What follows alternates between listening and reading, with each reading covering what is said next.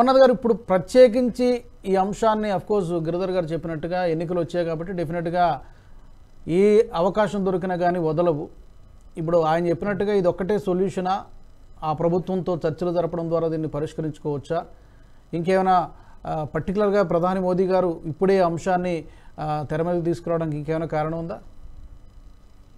అంటే ఇప్పుడు గిరిధర్ గారు ఇందాక చెప్పింది నేను కూడా విన్నాను. దీనిలో ఏంటంటే మెయిన్గా 2 భాగాలుగా చూడాలి ఈ అంశాన్ని. ఒక భాగం ఏంటంటే క్లియర్గా భారత సార్వభౌమాధికారము, సావరినిటీ మన దేశానికి అంటే 1947లో ఎప్పుడైతే ఇండిపెండెన్స్ వచ్చిందో అంతకు ముందు భారతదేశం యొక్క కల్పన ఏ విధంగా ఉండే, మనకు ఏమేమి జెన్యున్గా మనకు రావాల్సిన ప్లేసెస్ అన్ని, లొకేషన్స్ అన్ని మనకు రావడం, ఇదంతా ఒక ఆస్పెక్ట్. అంటే భారతదేశంలో ఇప్పుడు మీరు ఇందాక కోట్ చేశారు, యాక్సై చైన్ కావచ్చు, లక్షద్వీప్ కావచ్చు, తర్వాత even Nepal for that matter. Nepal కూడా యాక్చువల్ గా మనకు రావాల్సింది, మనమే నెహ్రూ గారు అప్పుడు దాన్ని రిజెక్ట్ చేశారు. ఆ తర్వాత ఫర్ వేరియస్ ప్లేసెస్, అంటే ఇప్పుడు బేసిక్ గా నేను మన టీవీ ఛానల్లోనే చాలా సార్లు చెప్తాను, సౌత్ ఇండియా అంటే ఓన్లీ 5 స్టేట్సే వాళ్ళకి కనబడతాయి కాంగ్రెస్ పార్టీకి. ఒకటి తెలంగాణ, ఆంధ్రప్రదేశ్, కర్ణాటక, తమిళనాడు, కేరళ, అంతే. This is south India. Lakshadweep, Andaman Nicobar ఇవన్నీ సౌత్ ఇండియా వాళ్ళ లెక్కలోకి రావు. ఎందుకంటే వాళ్ళ దృష్టి అంతా ఏముంటుంది, ఎక్కడో ఒక సిటీ ఉండాలి, అక్కడ ఏదో ఒక నరేటివ్ బిల్డ్ చేయాలి, ఈ విధంగా చూసే అంటే భారతదేశంలో ఉన్న ప్రతి వ్యక్తి, ప్రతి మూలలో ఉన్న ప్రదేశం కూడా ఇది భారతదేశం యొక్క సార్వభౌమాధికారం అనే దాన్ని వాళ్ళు దాన్ని పూర్తిగా జీర్ణించుకొని పార్టీయే కాంగ్రెస్ పార్టీ. ఇదంతా ఒక పక్కన. మనం ఎట్లాంటి ప్లేసెస్ మనము లూజ్ అయినాము, even PoK for that matter 1947లో ఎప్పుడైతే హరి సింగ్ మనకు యూనిఫికేషన్ సైన్ చేసిన తర్వాత విత్ ఇన్ 1 డేలో గిట్ట మనం ఆర్మీని పంపించుంటే అక్కడ అసలు అంతా పిఓకే మనం లూజ్ చేయాల్సిన అవసరమే లేదు. మొన్న కూడా అమిత్ షా గారు పార్లమెంట్ లో మాట్లాడుతూ వీఆర్ రిజర్వింగ్ 20 సీట్స్ మా assembly seats for PoK region అని చెప్పారు. ఎందుకు? బికాజ్ ఈ రోజు ఇటువంటి పరిస్థితులలో కూడా మనము పిఓకే అనే ఇప్పుడు మనం పాక్ ఆక్యుపైడ్ కాశ్మీర్ అని ఏదైతే మాట్లాడుతున్నామో ఆ ప్రదేశము మన భారతదేశంలో భాగము, కాశ్మీర్, జమ్మూ కాశ్మీర్ లో భాగము అని నమ్ముతున్నాం కాబట్టి. So this is Bharatiya Janata party. అదే కాంగ్రెస్ పార్టీ ఉన్న కాశ్మీర్ కూడా యునైటెడ్ నేషన్స్ దగ్గరికి వెళ్ళి ఇది మాకు వస్తుందా, వాళ్ళకు వస్తుందా, దీన్ని ఏ విధంగా మేము క్లెయిమ్ చేయాలి అని యునైటెడ్ నేషన్స్ వెళ్ళి పంచాయతీ పెట్టిన పార్టీ కాంగ్రెస్ పార్టీ. ఈ క్లియర్ డిస్టింక్షన్ మోడీ గారు ఈ దేశ ప్రజల ముందు చెప్పడానికి ప్రయత్నం చేయాలి, పదే ప్రయత్నం చేయాలని నేను కూడా అంటున్నా. ఓకే. రెండో విషయం ఏంటంటే ఈ ఫిషర్మెన్ వాళ్ళకి సంబంధించిన టెక్నికల్ ఇష్యూస్, లీగల్ ఇష్యూస్, వాళ్ళు రెగ్యులర్ అక్కడికి వెళ్ళడం. సో రెండు కోణాల్లో చూసినప్పుడు కచ్చతీవు అంటే ఏంది? It's a barren island. అంటే తమిళంలో దాని యొక్క మీనింగ్ బ్యారన్ ఐలాండ్. ఆ ఐలాండ్ 2 విషయాలకు ఉపయోగపడుతుంది. ఒకటి, ఇందాక గిరిధర్ గారు కూడా పాయింట్, ఫిషర్మెన్ అక్కడికి వెళ్ళి ఆ కేంద్రంగా చాలా అక్కడ ఫిష్ ఎందుకు ఎక్కువ ఉంటుందంటే బేసిక్గా మనందరికి తెలుసు, శ్రీలంక టెక్టానిక్ ప్లేట్స్ మన ఇండియా నుంచి విడిపోయినప్పుడు, భారతదేశం నుంచి విడిపోయినప్పుడు అక్కడ ఒక వెరీ క్లోజ్గా ఉంటాయి. ధనుష్కోటి దగ్గర నుంచి నాకు తెలిసి అది 20 మైల్స్ 18-19 మైల్స్ ఎంతో ఉంటుంది కచ్చతీవు అనేది. అక్కడ 285 ఏకర్స్ అన్నట్టుగా చెప్తున్నారు. సో భారతదేశం నుండి అంటే ధనుష్కోటి నుండి శ్రీలంకకు ఏదైతే రాముడు నిర్మాణం చేసిన రామసేతు ఏదైతే ఉందో ఆ రామసేతుకు చాలా దగ్గరలో ఉంటుంది.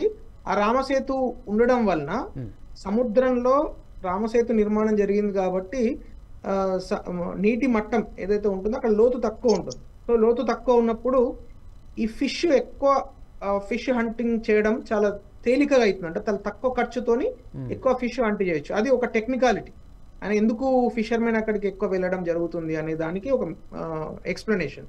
సో ఫిషర్మెన్ అక్కడికి వెళ్ళినప్పుడు అక్కడ వాళ్ళు ఆ ఫిష్ ను ఆరబెట్టడానికో లేకుంటే వాళ్ళకుండా ఆ యాక్సెసరీస్ ఏవైతే ఉంటాయో, అంటే వలలు కావచ్చు లేకుంటే వాళ్ళ బోట్స్ కావచ్చు, అక్కడ కొంచెం సేద తీరే సమయంలో శ్రీలంకన్ ఆర్మీ రావడం వాళ్ళని అరెస్ట్ చేయడం అనేది చాలా రెగ్యులర్ గా జరుగుతున్నది. ఎవ్రీ ఇయర్ 6,000 నుంచి 7,000 మంది. మరి ఎప్పుడు కూడా ఈ అంశాన్ని గురించి శ్రీలంక ప్రభుత్వంతో అట్లీస్ట్ ఈ 10 ఇయర్స్లోనైనా ఏమైనా ప్రయత్నం జరిగిందా? అంటే ఇప్పుడు అదే నేను ఇందాక చెప్పాను కదా, ఒకటేమో సావరీన్ ఆస్పెక్ట్, అది ఇప్పటివరకు ఈ 10 సంవత్సరాల్లో ఎవరు టచ్ చేయలేదు. On the other hand fishermen aspect లో ప్రతి సంవత్సరము వాళ్ళు అరెస్ట్ చేయడము, మన ఎక్స్టర్నల్ అఫైర్స్ మినిస్టర్ వాళ్ళ దగ్గరికి వెళ్ళడము, వాళ్ళకి డాక్యుమెంట్స్ అప్పచెప్పడము, మళ్ళీ జరుగుతుంది, మళ్ళీ తీసుకురావడం టెంపరీగా జరుగుతుంది. కానీ ఒక శాశ్వత పరిష్కారం అనేది ఇంతవరకు ఆ దిశగా ప్రయత్నం జరగలేదు. యాక్చువల్లీ 1958 లోనే సెతల్వాద్ అని మన అటార్నీ జనరల్ చాలా క్లియర్ గా సుప్రీంకోర్టులో ఒక విషయం చెప్పడం జరిగింది. అప్పటి వరకు అంటే 1974 వరకు కూడా మీరు ఒక ఇంపార్టెంట్ ఆస్పెక్ట్ ను ఇక్కడ హైలైట్ చేయాల్సిన అవసరం ఉన్నది.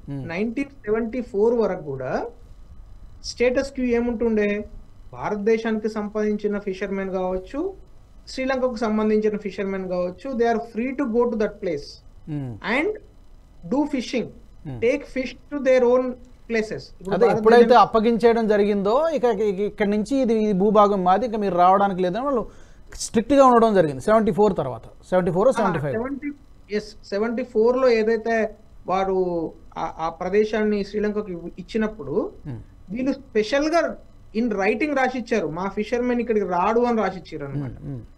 దాని వల్ల సమస్య వాళ్ళు పదే హైలైట్ చేయాల్సిన అంశం ఏంటంటే, అంటే ఇప్పుడు సింపుల్ రాజు గారు, ఇప్పుడు భారతదేశం యొక్క కేంద్ర ప్రభుత్వం ఈ విషయాన్ని పదే తీసుకుంటుంది. ఏం తీసుకుంటుంది, మా ఫిషర్మెన్ అక్కడ ఇప్పుడు పాకిస్తాన్ లో కూడా ఫిషర్మెన్ పాకిస్తాన్ వాటర్స్ కి వెళ్ళినప్పుడు కూడా వెంటనే అరెస్ట్ చేయడం జరుగుతుంది. వాళ్ళని మనం ఒక డిప్లొమాటిక్ డైలాగ్ ద్వారా తీసుకొచ్చుకుంటాం.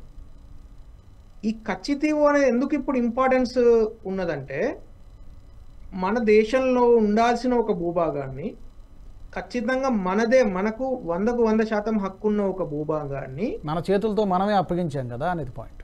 అంటే ఒక పర్సన్, ఒక పార్టీ లేకుంటే ఒక పర్సన్ యొక్క నెగ్లిజెన్స్ కారణం, వాళ్ళకు ఓపిక లేనితనం, అంటే ఈ ప్రదేశంలో అంటే వాళ్ళకు ఆ మెంటాలిటీ అట్లానే ఉంటుంది ఎప్పుడు. మీరు కావాలంటే రాహుల్ గాంధీని కూడా చూడండి.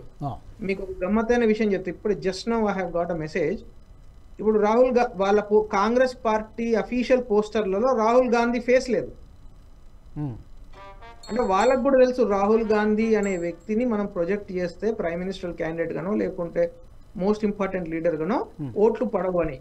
అంటే అంత వాళ్ళకే నమ్మకం లేని పరిస్థితికి వాళ్ళు వచ్చిరు ఆ పార్టీ. జస్ట్ ఇప్పుడే రిలీజ్ చేశారు వాళ్ళు. ఓకే అమర్నాథ్ గారు, మనం పాయింట్ బై పాయింట్ వెళ్దాం. ఓకే, మనం కొన్ని క్వశ్చన్స్ రేజ్ చేశారు మీరు కానీ, at the same time Giridhar గారు కానీ. నేను ఒక మాట అంటే నా ఆర్గ్యుమెంట్ ను కంక్లూడ్ చేస్తాను. చెప్పండి. సో ఒకరి భారత్ అంటే ఇండియన్ సావరీనిటీ పరంగా చూసినప్పుడు దాని యొక్క టెక్నికాలిటీ ఏ విధంగా ఉంటుంది, ఏ విధంగా ఖచ్చితంగా రేపు భారతదేశంలో కలవాలి అనేది ఒక సబ్జెక్ట్ ఉంది. That's a question. Even I don't know the answer. I don't think anybody knows the answer as of now. రెండో విషయం ఏంది, జాలర్లకు సంబంధించి ఖచ్చితంగా అంటే కేంద్ర ప్రభుత్వము ఇందాక ఈ రోజు ఎక్స్టర్నల్ అఫైర్స్ మినిస్టర్ జయశంకర్ గారు అక్కడ ప్రెస్ మీట్ కూడా పెట్టి చేయడం జరిగింది. ఏం చెప్పారు ఆయన అంటే, చాలా కేటగారికల్ గా ఆయన ఏం చెప్పారంటే, రానున్న రోజులలో ఇటువంటి ప్రాబ్లం రాకుండా, అంటే ఫిషర్మెన్ అక్కడికి వెళ్ళినప్పుడు శ్రీలంకన్ ఆర్మీ అరెస్ట్ చేయకుండా ఒక అరేంజ్మెంట్ చేసుకోవడానికి ఎక్స్టర్నల్ అఫైర్స్ మినిస్ట్రీ ఖచ్చితంగా దీని మీద ఒక స్పెషల్ ఫోకస్ తోని పనిచేస్తుంది అని చెప్పారు. అంటే that is an assurance from external affairs ministry. Okay, assurance ఇచ్చారు ఆ కమ్యూనిటీకి. ఎస్, మేము ఈ ప్రతిసారి మీరు వెళ్ళడము అక్కడ అరెస్ట్ కావడము దానికి ఒక పెద్ద వాళ్ళు 6 నెలలు 1 year లోపల ఉండడం, మేము ఉన్నామన్నటువంటి ఒక భరోసా ఇచ్చే ప్రయత్నం అయితే జరుగుతుంది. ఒక అరేంజ్మెంట్ చేసుకుందాము. So this is a temporary solution. Long term లో ఖచ్చితంగా ఎట్లా తీసుకోవాలి అనేది అది ఇంకా దానికి ఎట్లా ఆన్సర్ ప్రస్తుతానికైతే nobody is talking about it. Okay, ఈ వీడియో మీకు నచ్చినట్టయితే లైక్ చేయండి, 10 మందికి షేర్ చేయండి. అలాగే కామెంట్ల రూపంలో మీ అభిప్రాయాలను మాతో పంచుకోండి. Nationalist hub group of channels ను సబ్స్క్రైబ్ చేసుకుని తెలుగునాట జాతీయవాద జర్నలిజాన్ని ప్రోత్సహించండి. ఈ వీడియో కింద ఉన్న బెల్ ఐకాన్ పై క్లిక్ చేయడం మర్చిపోవద్దు.